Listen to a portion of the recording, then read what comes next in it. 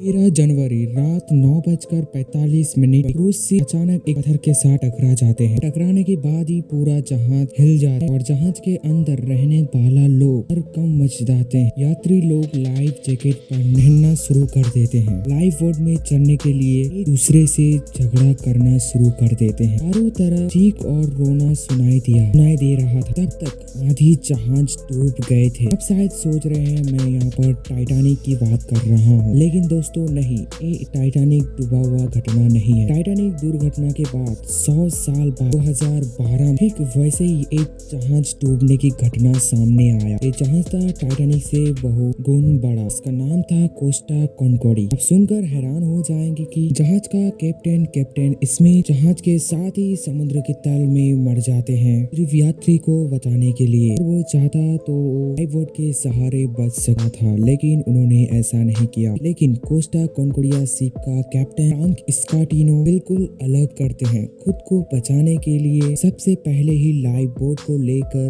भाग जाते हैं, यात्री को उसी हालात में छोड़कर। टाइटैनिक एक बर्फ के साथ टकरा गया था। वहीं पर कोस्टा कॉन्कॉर्डिया एक पत्थर के साथ टकरा जाते हैं। लेकिन इतने सालों बाद इतना एडवांस टेक्नोलॉजी रहते हुआ भी फिर ऐसा क्यों हुआ? आज की इस वीडियो में इसी के बारे में हम लोग बात करने वाले हैं। कोस्टा कॉन्कॉर्डिया को तैयार किया गया था इटालियन के द्वारा, बिल्डिंग कंपनी के द्वारा। शिप को तैयार करने में पूरे 2 साल लग जाते हैं। टाइटैनिक एक समय बहुत बड़ा जहाज और एक 5 स्टार होटल से कम नहीं था, लेकिन टाइटैनिक से 100 गुण बड़ा था कोस्टा कॉन्कॉर्डिया जहाज। कोस्टा कॉन्कॉर्डिया लंबाई में था 951 फीट, चौड़ाई में था 116 फीट। यहाँ पर टाइटैनिक का वजन था 40,328 टन। यहाँ पर कोस्टा कॉन्कॉर्डिया का वजन था 1,12,000 टन। कोस्टा कॉन्कॉर्डिया को डीजल के द्वारा चलाया जाता था। इन दोनों टाइटैनिक और कोस्टा कॉन्कॉर्डिया की दोनों टॉप स्पीड था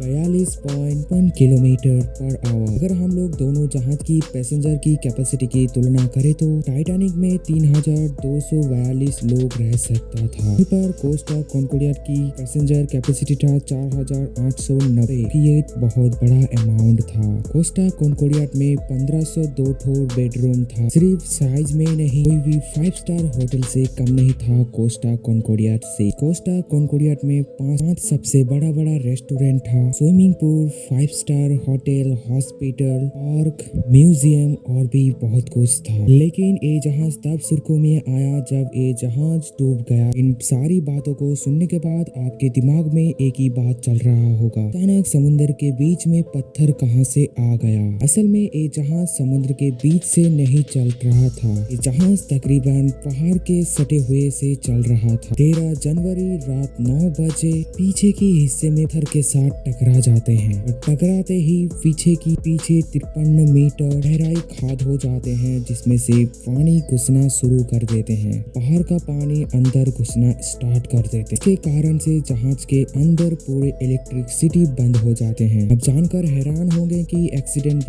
होने के बाद भी अथॉरिटी को कोई भी ऐसी सूचना नहीं दिया गया था। ऐसा कि जहाज को खाली करने की ऑर्डर बहुत देर के बाद दिया गया था। अब बात यह है, इतना बड़ा जहाज असल में आधे घंटे के अंदर कैसे डूब गया? इस जहाज की डूबने की कारण था इस कैप्टन की वजह से। कैप्टन का नाम था कैप्टन फ्रांस स्पोटिनो। ये आती है कि कैप्टन रडार में क्या नहीं देखा था? तो बात आती है कि कैप्टन इट रूट से जाने की वजह से इतना कॉन्फिडेंट था कि रडार में बिना देखे समुद्र के किनारे से चलाने लगा, और जिसकी वजह से जहाज एक दुर्घटना में फंस गया था। अब जानकर हैरानी होंगे कि अब एक जहाज ऐसी दुर्घटना में फंस जाते हैं, सबसे पहले यात्रियों को सुरक्षित निकाला जाता है। लेकिन इस कैप्टन ने अपने यात्रियों को सुरक्षित ना निकाल कर अपना ही जान बचाकर इस जगह से भाग जाते हैं। लेकिन जहाज के अंदर मौजूद क्रू मेंबर्स नाम मिलते ही यात्रियों को बचाने की काम शुरू कर देते हैं। जहाज के अंदर अलग अलग कंट्री की लोग था,